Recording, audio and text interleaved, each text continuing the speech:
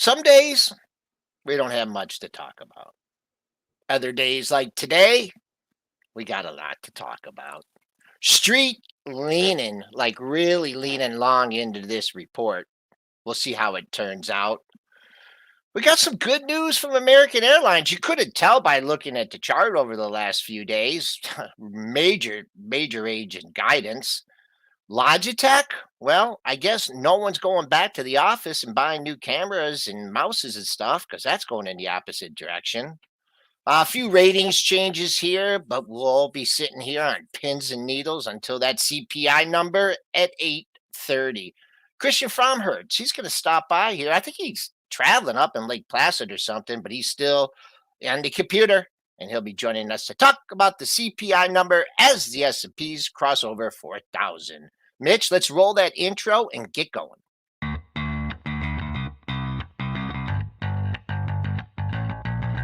Coming to you live from downtown Detroit, this is Benzinga's Pre-Market Prep with your host, Joel Elconin. This is a volatile puppy here, isn't it? And Dennis Dick. I'm bidding a penny. I'd buy that stock for a penny. With everything you need to start your trading day.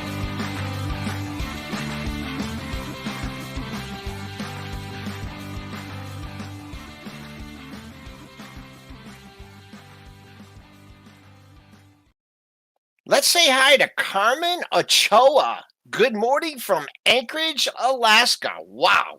How'd you find us way out there? S&P's up 11 handles at 4001. Street leaning long into the report. We'll see what happens. The buck is trading down 16 cents at 102.77. Bonds up 3/4 of a point, 129 and 25 30 seconds. Crude making its way back towards 80, up $1.21 at 78.62. Gold knocking on the door of 1900 once again, up 12.30 at 1891.10. Silver, that's up 42 cents, but man, it's allergic to that $24 area. 23.91 your last print there. And Bitcoin. So we got a rally in risk assets. We'll talk about that in a second with Dennis. And Bitcoin joins the club, up $675, 18,290. It sure took its time to get back up there, but Bitcoin back at 18,000. Triple D, your head must be on a swivel here. Yeah. Mitch, I know you are in a personal fast market over there. Dennis, the street's looking for just a real good number. I mean, they are. And I think, the expectations, getting down to the mid sixes is good.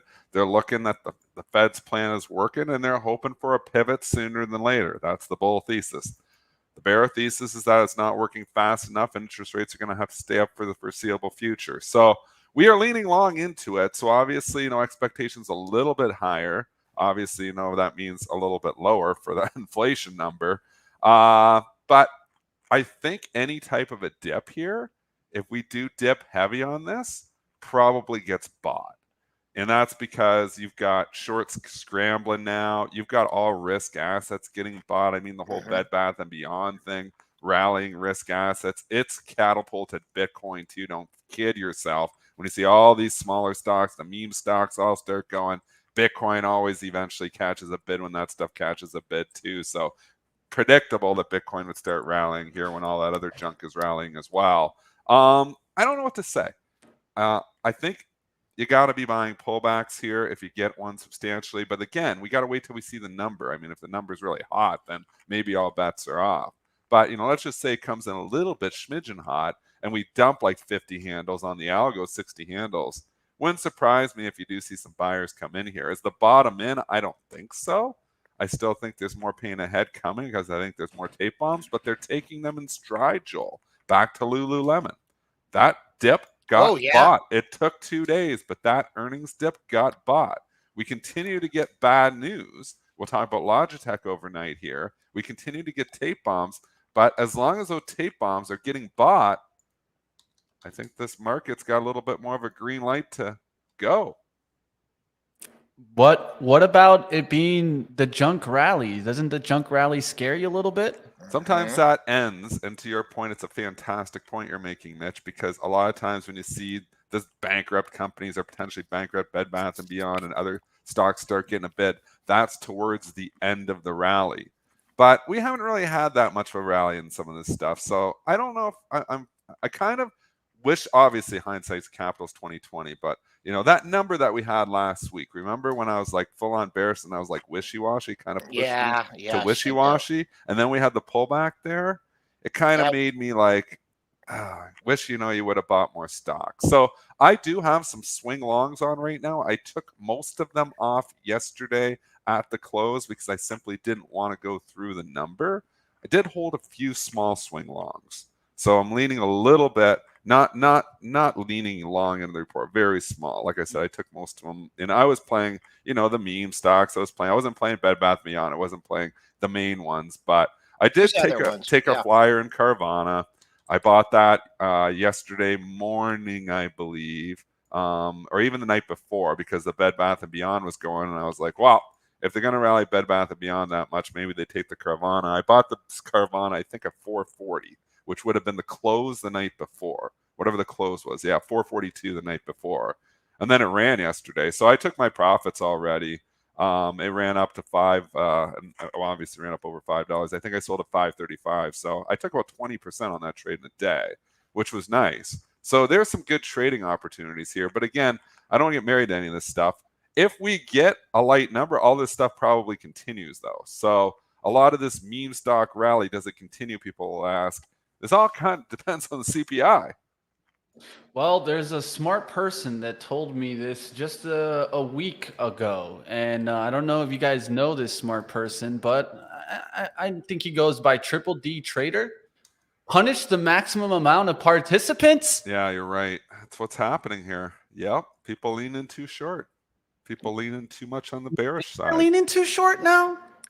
Well, that's not what the recent price action shows me. I think it's a short scrambling out. I think when you see stocks like Bed Bath & Beyond, it's a short squeeze. I think it's scrambling. Okay. I think people were leaning too bearish, including myself.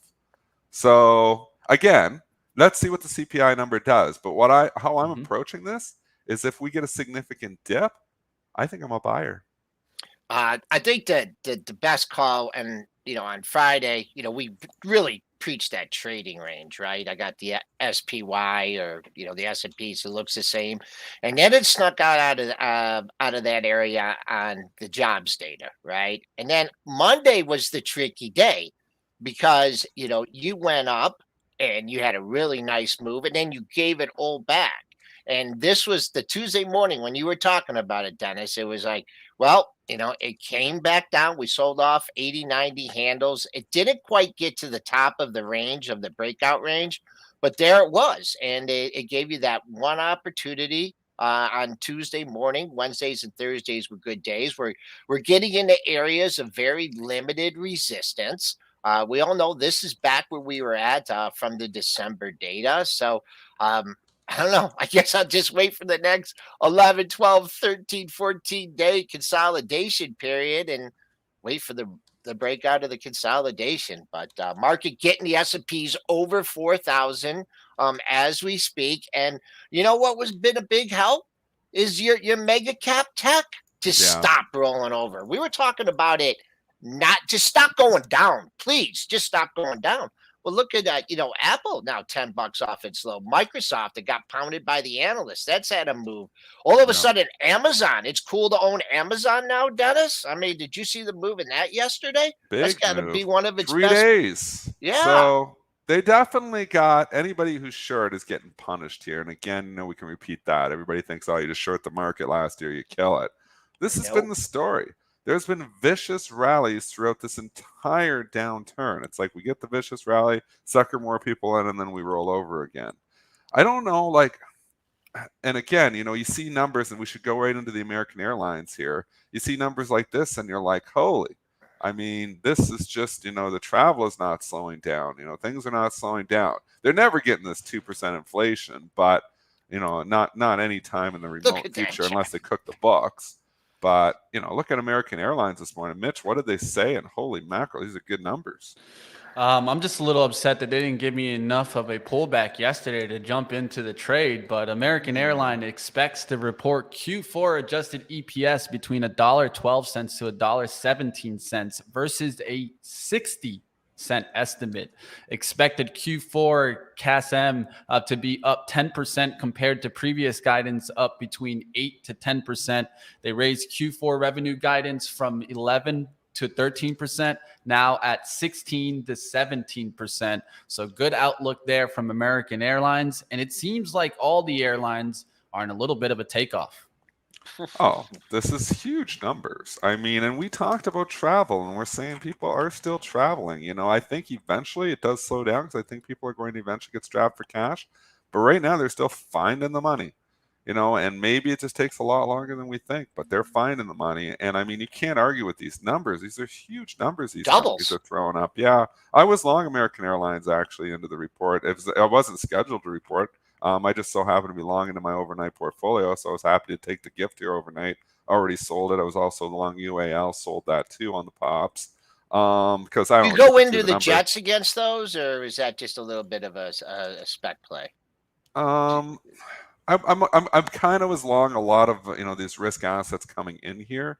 And again, now I'm trying to hedge myself up before the number. So I was trading for the last hour, trying to get hedged up before the number. I knew it was coming on the show. So if I'm long something, and I don't really like talking about it, Right. overnight portfolio. So that's why I sold the stock already. So it allows me to freely talk about it on the show.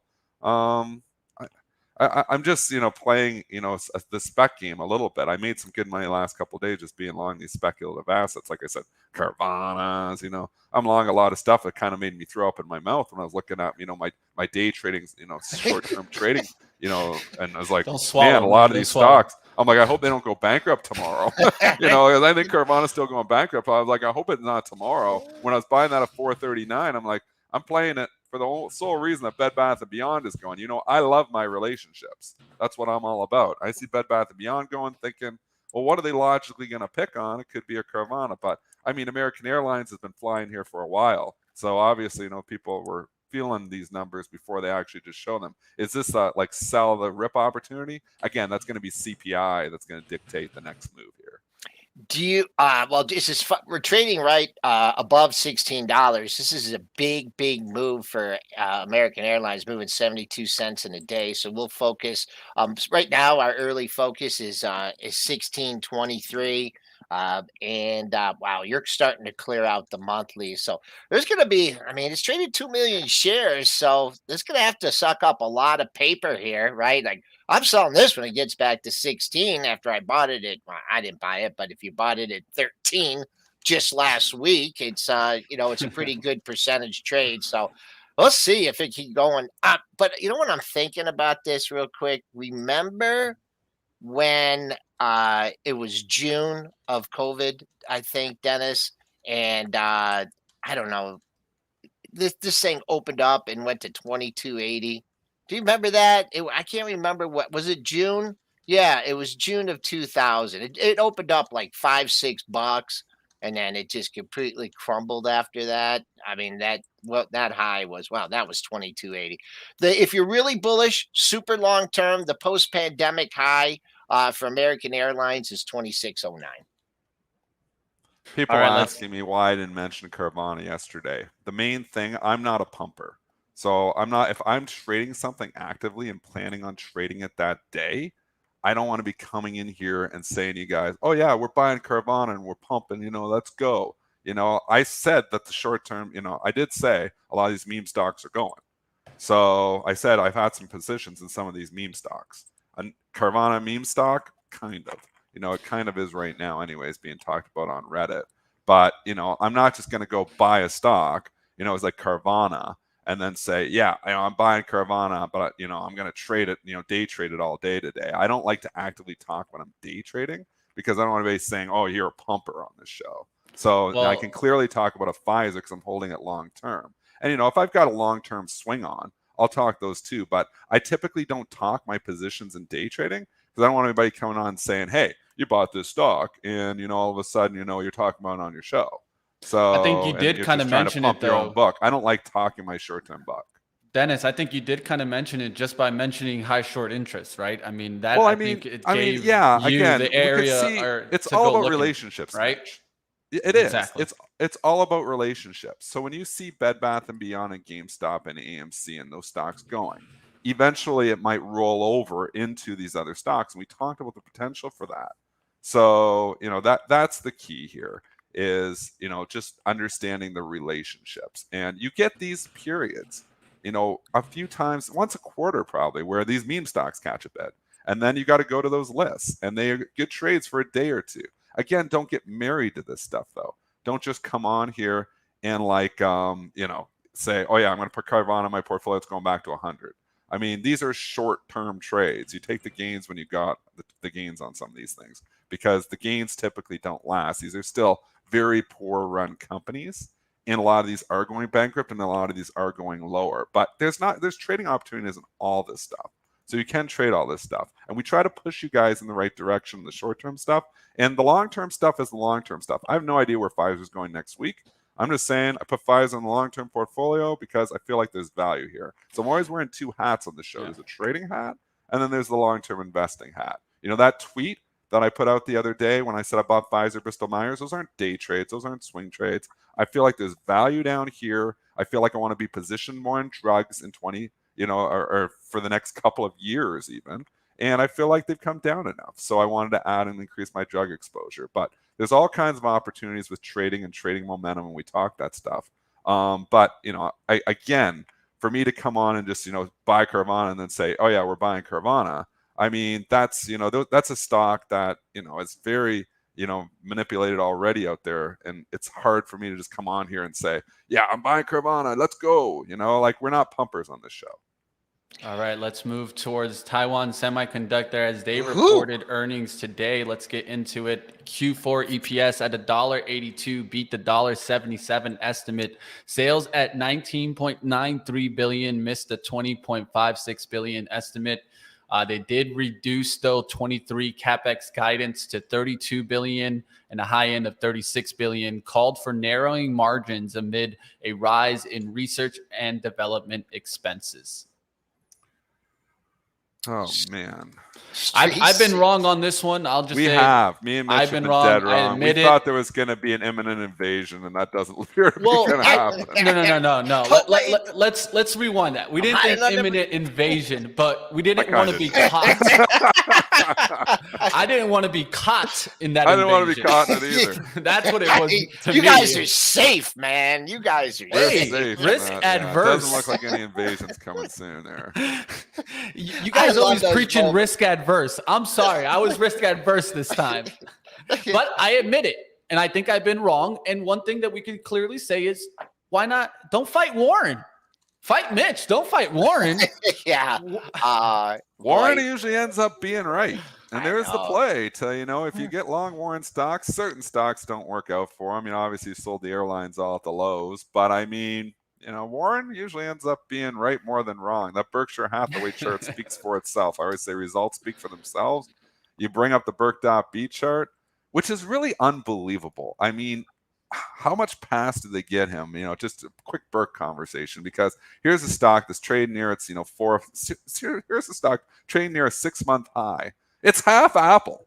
And Apple's been cut down big time here. But they don't knock Berk down because of that, because I guess they got other assets making up the difference here. But they give him a pass on the Apple position. But you can't argue with performance. Berk.B continues to perform. The old guy still got it.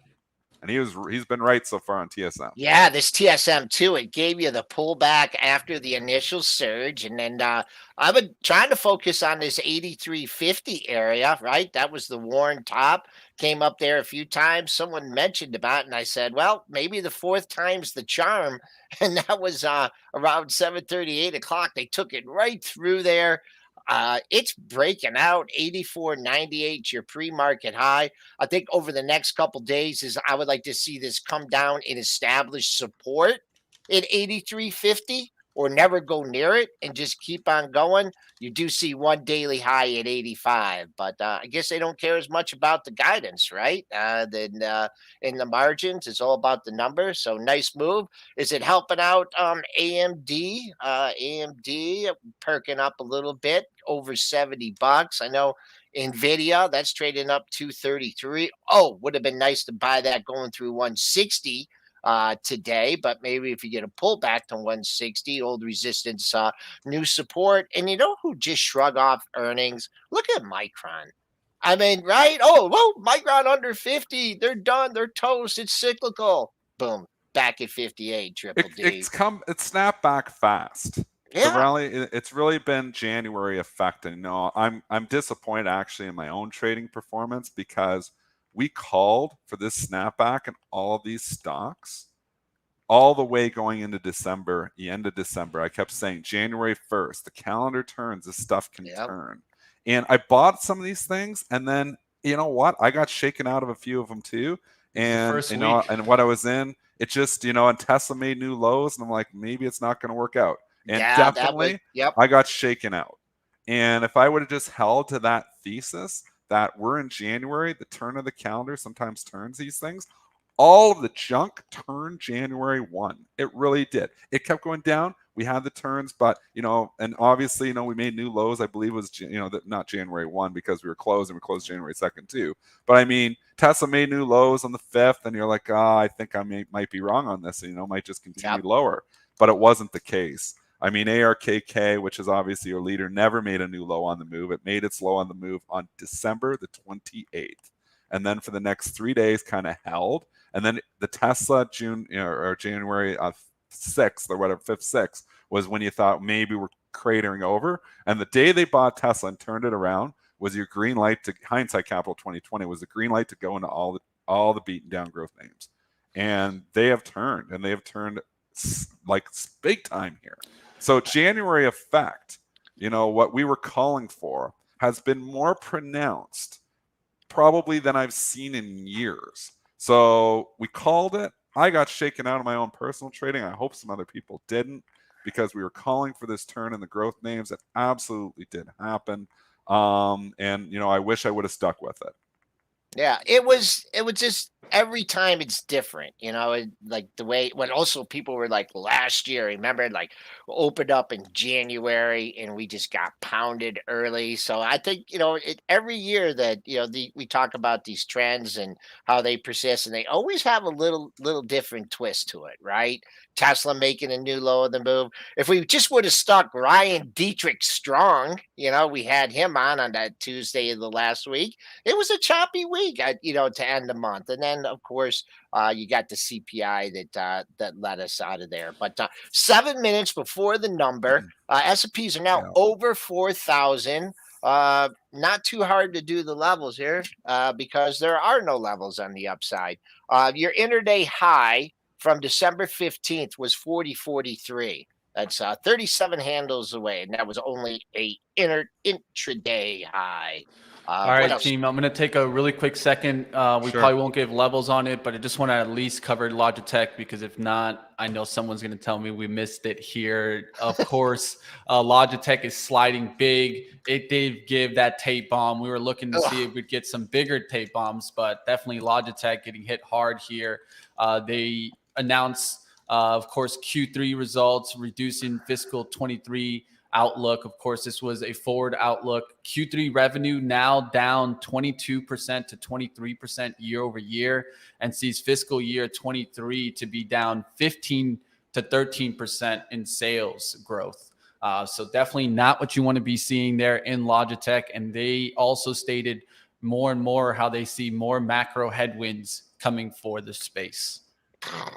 This is a disaster. Again, it's an ADR too, so it's already traded in Europe actively, so it's not like it's just going to snap back. But again, they're inclined to buy the dips on stuff. The Lululemon took a couple days, but eventually came back. Maybe the Logitech could be the same story, eventually come back. I am in buy the dip mode. This is bad. When you're talking 20% declines and stuff, and it's like, I don't know, man. That's so bad that maybe I Yeah. just stay away from this One they haven't gone after that I think they might with this news is here. HEAR, Turtle Beach, right? We haven't talked about that one in a while.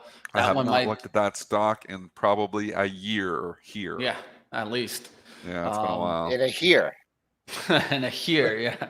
I see you, Joe. But definitely, if they're coming after Logitech, right? Yeah. A lot of what Turtle Beach makes, also Logitech makes, right? Similar So stuff. similar stock. Keep an eye. Keep Similar it. stuff. Good call, Mitch. Just keep an eye on that one. Smaller Man, stock. how about people just leaning the wrong way into this one off the October low? I mean, people are getting slammed off this. Just the charts are really meaningless because of the way it trades overnight. But I don't know, maybe this $55 area, but that's just a stab. Maybe no, I know what we can do.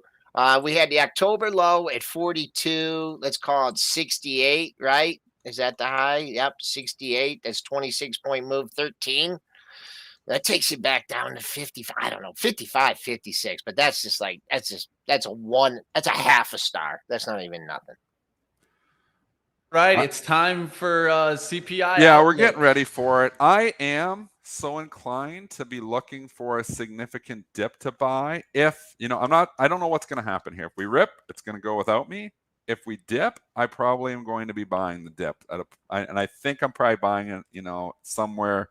I mean, 386.27, the low from 2 days ago, would be a beautiful number, but I don't know if we're dropping $100. Again, it depends on what the number is. So we've got to reevaluate. But I do feel like there's this buy the dip mentality out here right now, and we saw it with Lululemon. It took a couple days. I think there's a lot of money managers saying, please pull back so I can get in.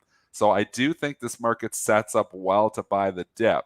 But again, we got to get the information. Get Powell, as I believe, talking afterwards. So we got to get what his.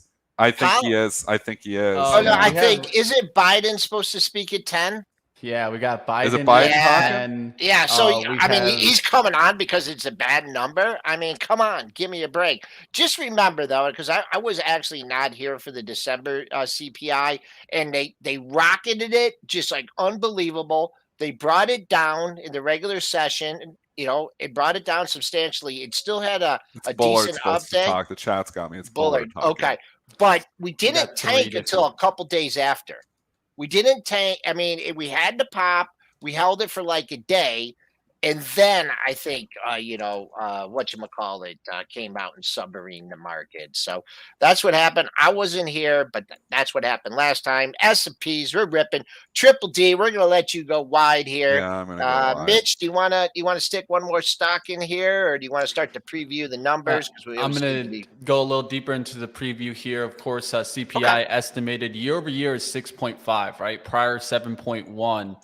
The month over month for core is estimated at 0.3, prior 0.2. CPI, just clear CPI month over month, estimated 0.1, prior 0.1, right? I think the important thing to realize also is what happened on last CPI report, right? The index for shelter was by far the largest contributor to the monthly all items increase, more than offsetting the decreases that we got in the energy indexes. So if you're looking for what could potentially come down to help out CPI, well, you guys heard it from also Mary Daly. She's looking at that shelter index. Is that going to show some deflation showing up finally? That's what I'll be watching as soon as the number hits. Of course, this is going to kind of shake up everything.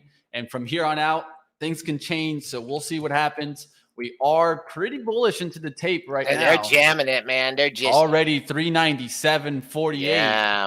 Either they have something I don't, but we'll find out. We're still a minute. Pushing. I got, like I said, I got nothing up here to 40.43. That was the intraday high on the 15th as we await the number.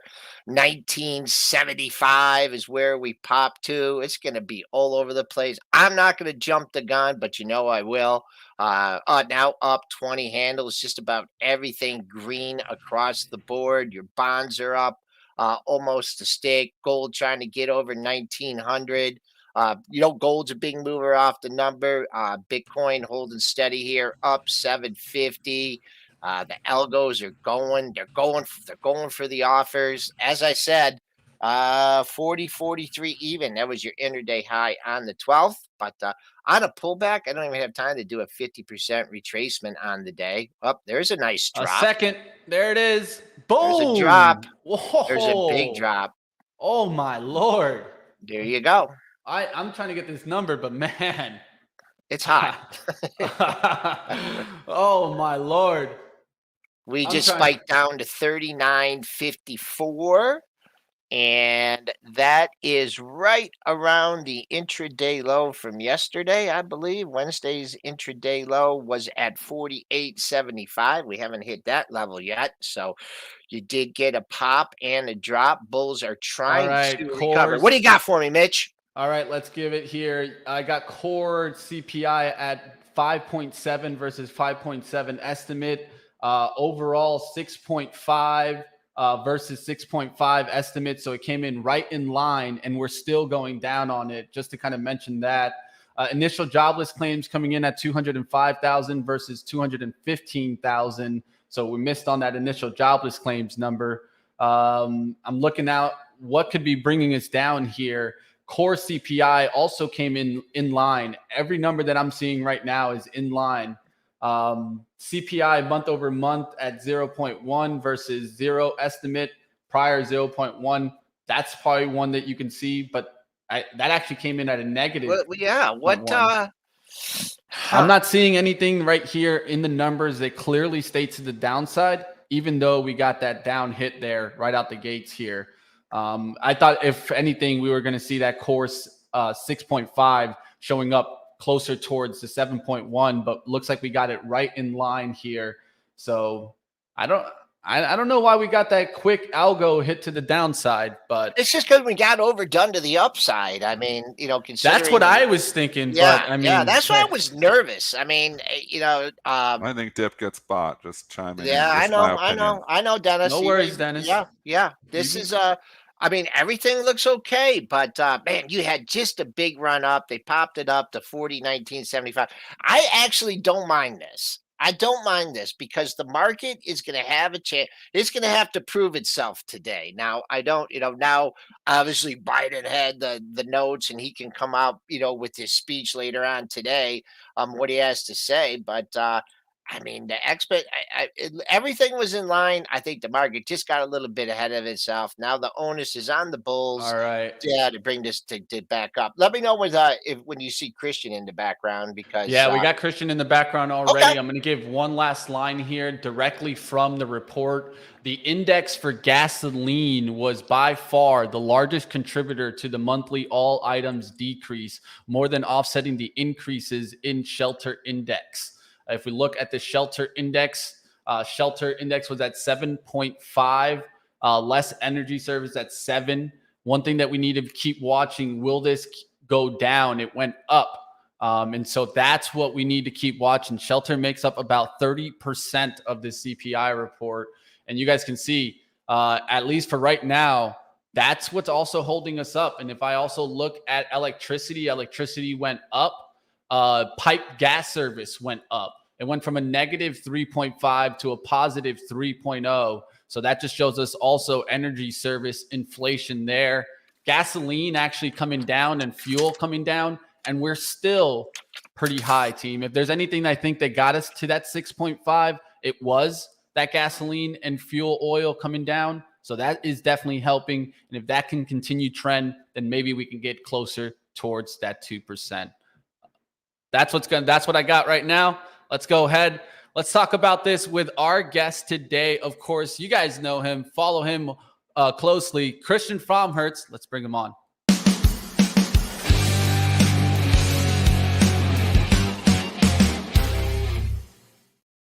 All right, Christian, how we doing today? Tribeca Trading Group. What are you seeing out there? Oh, you got the mute right now. Yeah, we got you on the old mute trick here. No stress there. It should be. There on we the go. screen. Good morning, Yeah. guys. Got you. First of all, what are you doing in Lake Placid? Happy- Are you skiing? A little bit of skiing, a little bit of everything. I like the Lake Placid area, so it's a great time to get up there. There's snow on the ground, and it's a great time to be up in Lake Placid and overall the Adirondacks up in New York State in the wintertime. Okay, so let's get to the jobs number, or not jobs number, CPI number. They Yeah. ripped it first, and then Yep. they dipped it, and like we're sitting here going, "Well, what? This looks okay. This looks okay. Why did they take it down?" And then they took it down hard. And Triple D, who never usually during these numbers is very quiet, he's like comes in, he goes, "I think they buy the dip." And here we Yeah. are back on. I mean, what a weird reaction. What's your take on it, Christian? Well, it's like I think it's like most things in trading. It's a little bit of kind of like an earnings print. When a company has good earnings, but the name rallied into the earnings number. I think it's very similar to that. It's you. There's certain principles that you hear over and over in trading. One of them is buy the rumor, sell the news. So Triple D hit this pretty nicely. He did say that see if the buy the dippers come out, and I think that's a really good reaction first. Well, first of all, the numbers were good, right? The Yeah. numbers were in line with expectations. I just wanted to discuss this for 1 second because so many people are fixated on this year over year number. And really, I think and again, it doesn't matter because we're watching the price action. The price action is doing pretty well here, but it's really the number to watch is the month over month number. Okay. And the reason for that is because it's all they're doing when they calculate the year over year number is basically just add up the previous 12 months. And you're not going to get a major runoff in that number until you and I put a link in there. It's for my Twitter feed, but you're not going to get the number to come down until those months that showed the high inflation until they start rolling off. When does that really start to happen? March, April, May. So once you get to June, right? We had a couple CPI month over month numbers back in last those months. Once we get through those months, it will automatically come off. So I heard like somebody say yesterday, and again, I'm not trying to throw anybody under the bus, whatever, but they're like, oh, inflation will never get down to 2%. Well, based on, and again, you could argue with how they're measuring it, that's fine, but they're just measuring the last consecutive 12 months. So once you get to that June and July and that 1.3, 1.0, 1.2 rolls off, what do you and as long as we have these readings that are around 0%, yes, Sure. the last 12 months will be you'll get to 2% based on year over year. Now you could Really? argue that that's Wow. not the right way to measure it, but sorry to No, I filibuster love there. that. I love Yeah. the illustration too. I mean, right there, right? What's and maybe that's what investors, is what they're looking at. But that man, that's an interesting fact, Christian. Thanks for sharing that with us. So Sure. Yeah, and it's time. It's time and these continued readings of around flat are going to get you to 2% year over year. okay, now we just wait for everyone's like, well, this is Powell's not going to like this, right? He's going to come out and kapow the market again and say, but you really can't base your investing expectations on what someone is going to say, right? I mean, they ratcheted high rates. It seems to be doing the desired effect. But the question now is, Christian, I mean, you had the dip. Is that it? Is that it? The dip that you get, or are we going to do what we did off the last CPI number, and we hung out for a couple days, and then we got kapowed? I think it was some statements from him. So are you still like, would you still be like, okay, we've had a nice rally, we had the pop, I'm still trimming out here? Or do you think that these numbers, you just have to say, yeah, it's been a big rally. I'm buying the rip. We're going to 4,100, 4,200. How are you looking at it?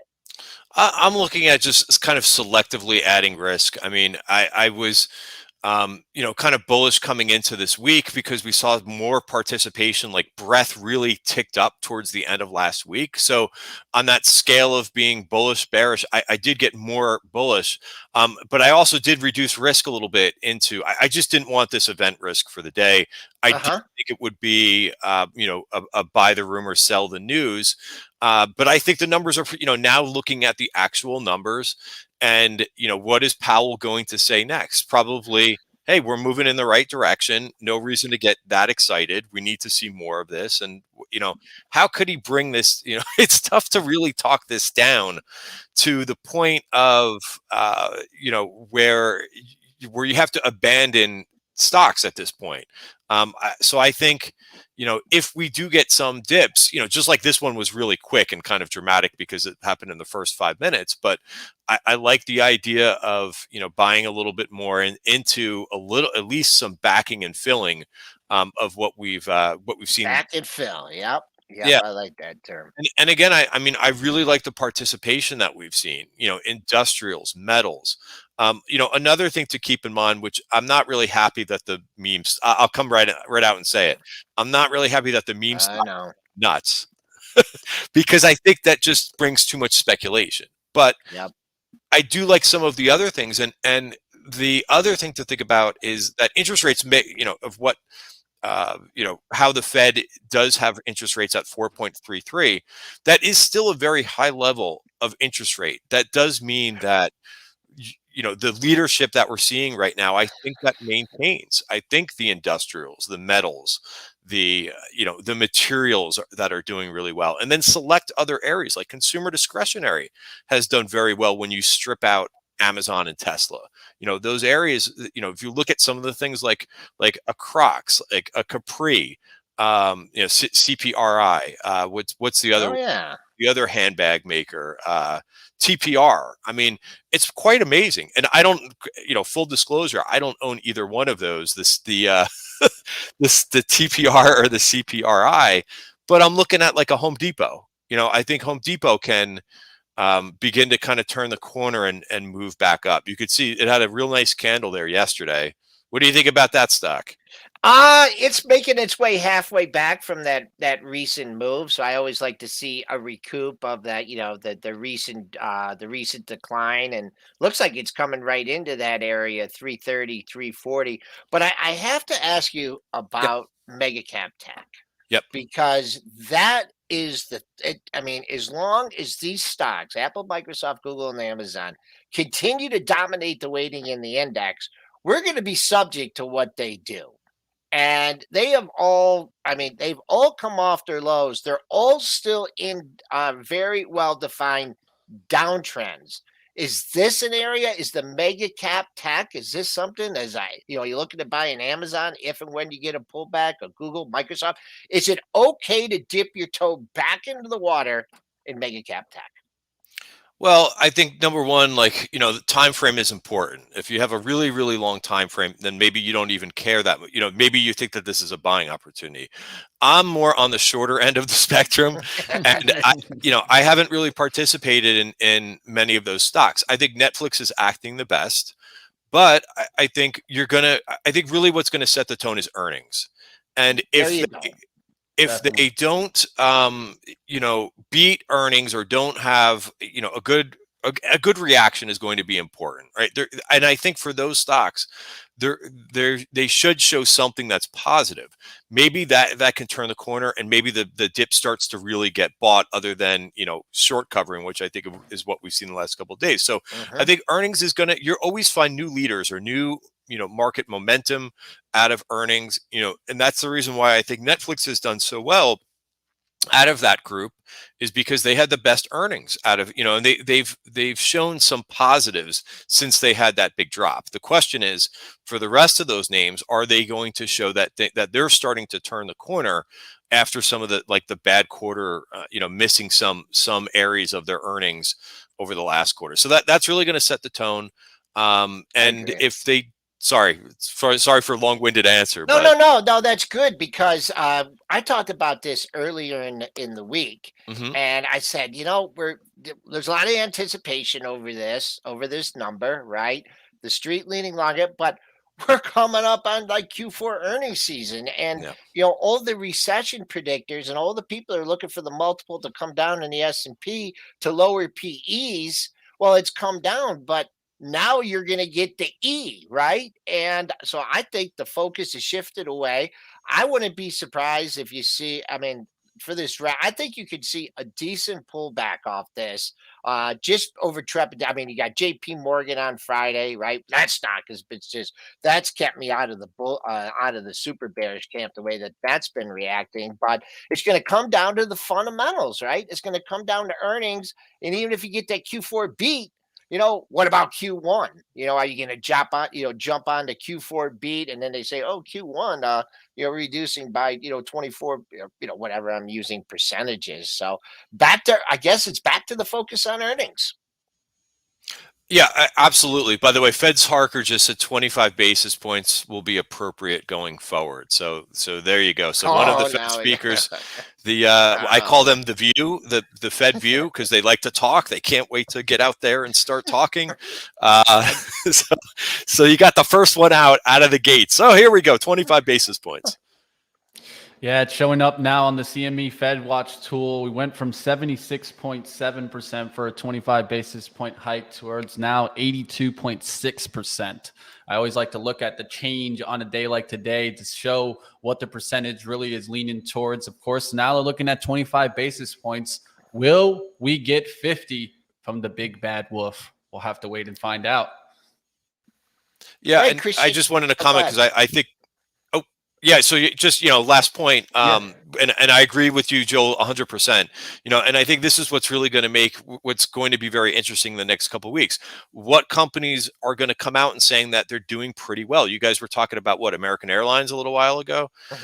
So it's and I'm not going to buy an airline per se, but I think the aerospace group has been very strong outside of the airlines. Boeing has been doing great, and I think really you're going to hear some of these names in the S&P 500 and in the small caps are going to come out and they're going to say that they're doing okay. I think those have the potential to lead for the next quarter. Do I know exactly which ones they're going to be yet? No, but I'll be I'll be very interested, and I think that's where things are going to get fun in the market in terms of finding what areas of the market will have been kind of making it out of a difficult market.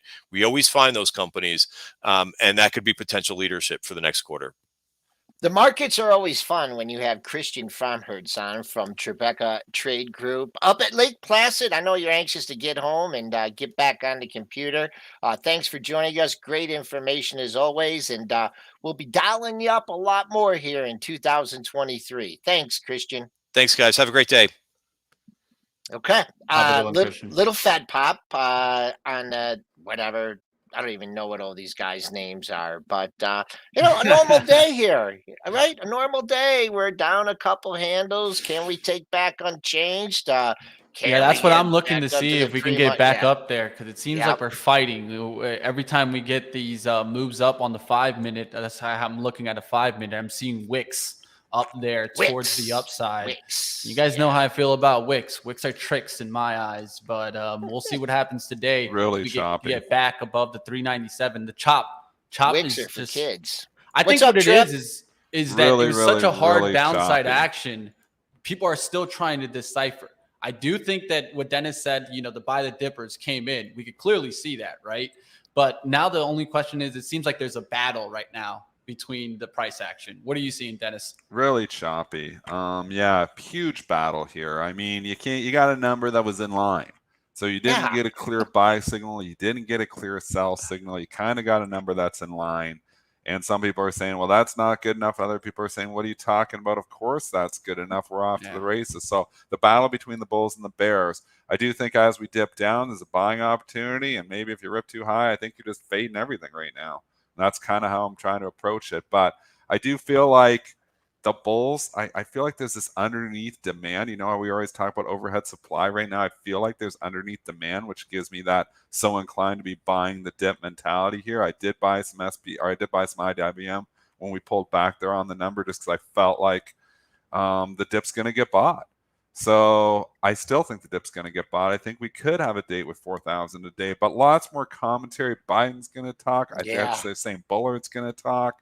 There's so much information that's going to be coming at this market, and then the potential tape bombs. It's hard to predict any more than a few minutes out, really. But at this moment in time, I feel like there's underneath demand where money managers are like, crap, I think I might have missed it. And, when you see the Bitcoin start going and the Bed Bath and Beyonds and all that, it gets people like, you see Bed Bath and Beyond up 100%, and the stock's bankrupt or going bankrupt. You're like, what's going on? I don't want to be, if they're going up on bankruptcy, that's the worst news you can get. So I better be getting long on some of these other dips.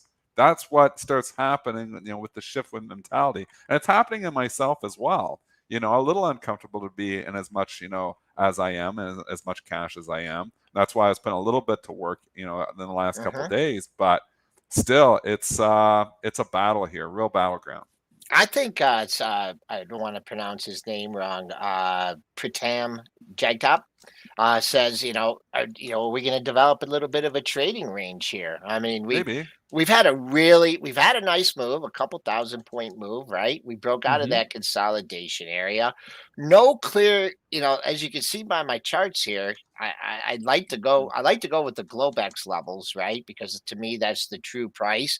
But there are interday levels that there's still that interday level that I mentioned on the upside is still higher. But I think until you get at least a couple highs in the same place, like a double top, wherever that may be, I think the bulls are still a little bit in control. But at earnings season starts on Friday, and that doesn't change what the expectations are for earnings to be slowing down in this, the quarter, and that, some of the higher interest rates working its way through. So it's nothing like a number that's in line, right, Dennis? I mean, it's tough when you get I the inline know, like, numbers. come You've got on. battleground continues, fading moves. What's also tough is when we're not getting full transparency, right? At least I feel like this is not full transparency. Philadelphia President Harker saying that we're likely to raise rates a few more times in 2023. Oh, thanks. Yeah. Thanks, man. Thanks. A few more times. Appreciate What's that, right? Right? Like, where's the transparency, right? Like, maybe tell me like 2 or 3 more times. That would give me a little bit more. You can even give me a range, 2 to 4, but don't just say a few more times. What's a few? Mean? What's a few, man? Please define a few. Don't worry. There'll be some people trying to define that Can today, we ask that Chat GPT where the market's going? And does it know the AI? And it would just. What's the CPI report? What's the market gonna do next week? And I got an email from one of our listeners, and he explained to me what it was in layman's terms, and he said, "Interesting but scary." I mean, I think that's the way that you have to look at it. I haven't really delved into it, but we're up 6 handles. You want to cover a few more issues here before we get to the 9 o'clock hour? What shop though? I mean, I want to kind of give now they're starting. It did feel like they were going to come in and buy it. I still feel like they're going to come in and continue to buy it. I just feel like you can't shake the underneath demand here right now, and the buy the dip mentality is out there, and this number did nothing to shake that mentality. So think about what we had coming in. We had this, vicious rally basically for 3-4 days. Stocks like Amazon rallying, and not a small rally to your point, Joe. Stock like Amazon rallied 10%. No, not even 17% in 4 trading sessions. I mean, there is people sitting there thinking, I may have missed it. I'm one of them. I think I might have missed it too. So that's why on pullbacks here, I think you still got to be increasing stock exposure. At least in the short term. FOMO for sure is definitely going to be showing up. For me, pre-market resistance that we got above towards 7, we got above it, and that was right around the 396 level. Now we're starting to really put in some stronger tape above that 396 level. That's going to be one level that I definitely will be watching for it to hold on the intraday. As long as we can hold that 396, I can even stay in the intraday a kind of bullish momentum. But other than that, if we crack, this 394, that's when I'll be flipping back down towards the bear side. Always like to have situational levels. For right now, it looks like we're starting to climb that wall of worry. Yeah, I got nothing really in here for you, but would be impressive to me, and where I think we'd have a lot more legs is if we take out that pre-market high today and just keep on going. Then people are gonna be like, oh my, I had a dip. I had an 18-second dip to get back in, and now I gotta buy We've had a 20-minute dip to get back. Yeah, it was. You're right. I'm talking about the big spike, but you're right. You're right. Yeah, the big right when you spike down popped on in. the number. You're right. That was is that right? No. Yeah. we How went low to did we get on that number? 398.45, and then on the low side I have 392.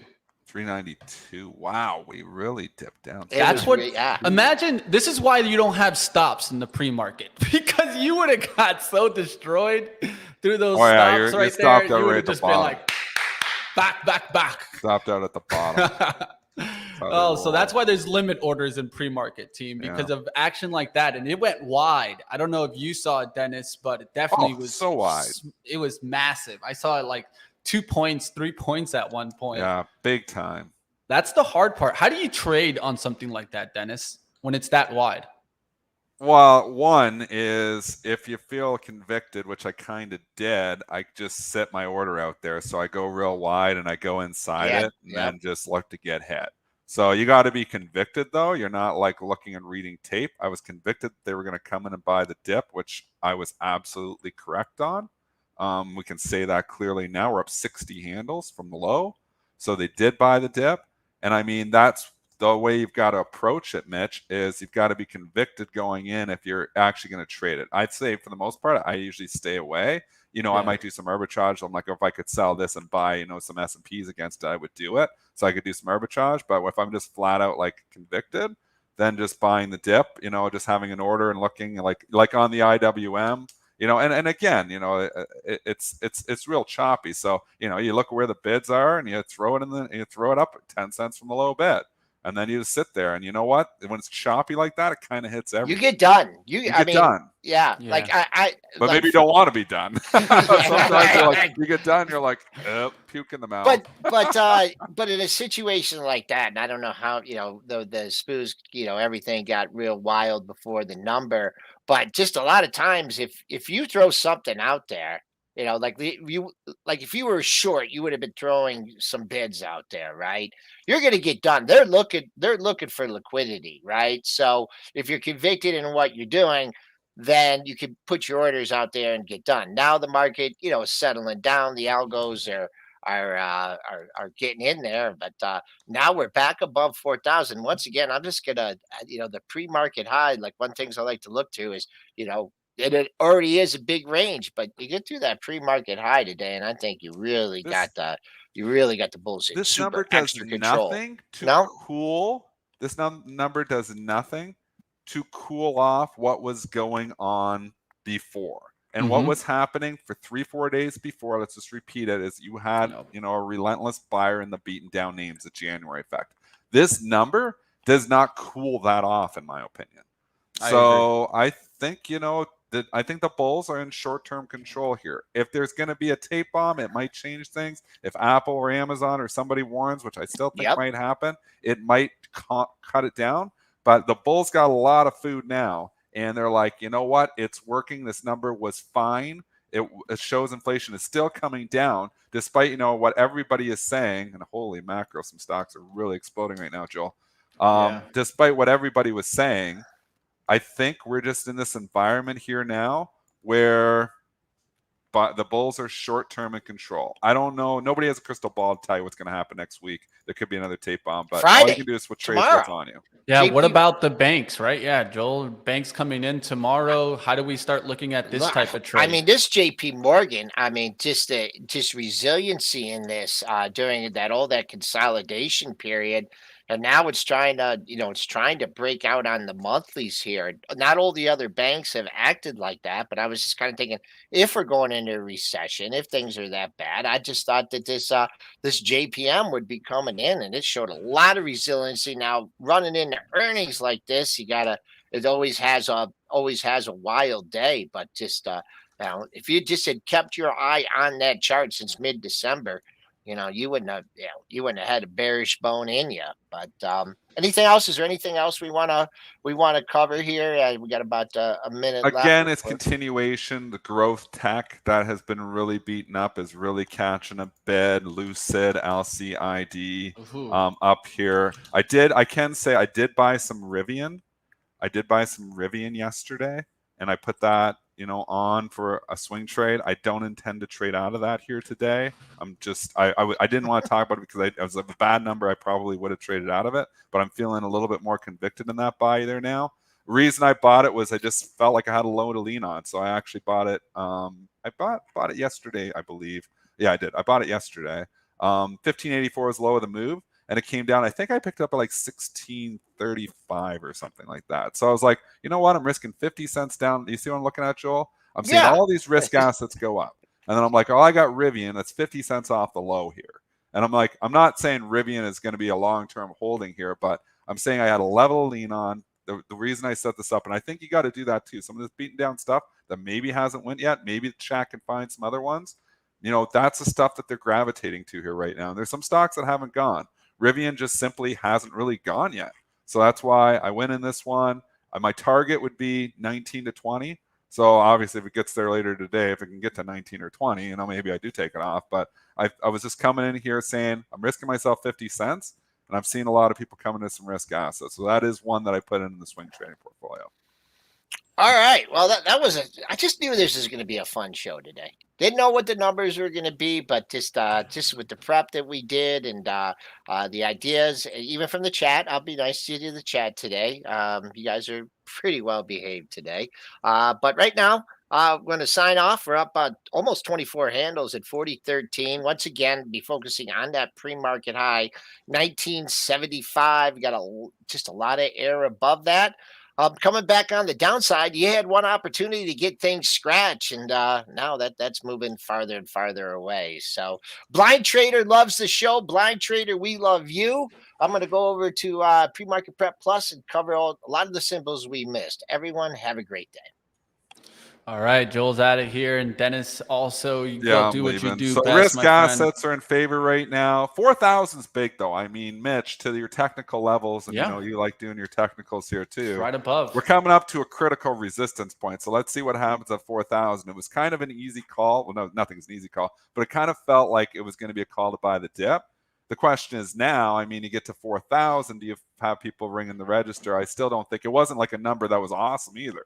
So, I mean, you got to trade, you know, and you're buying dips and selling rips, and maybe some of these, you know, dips that you've been buying, maybe, you know, if you were so inclined to be long some stuff, maybe 4,000 is a logical spot to maybe take a few profits. You know, you don't necessarily have to get short or flip the trade, but maybe 4,000 is a logical spot to be taking some profits. So I'd look at 400 on SPY, maybe taking some of your day trading profits in there. We'll have to see if we finally get out of the channel, right? We've knocked in that channel plenty of times before. A hold, let's say, into the 410s, 420s, we're out of this.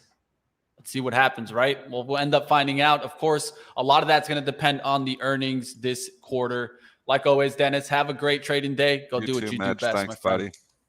All right, you guys saw Dennis Dick there, and he came back. I'm sure that he could have stayed trading there, so definitely give the show a like, team.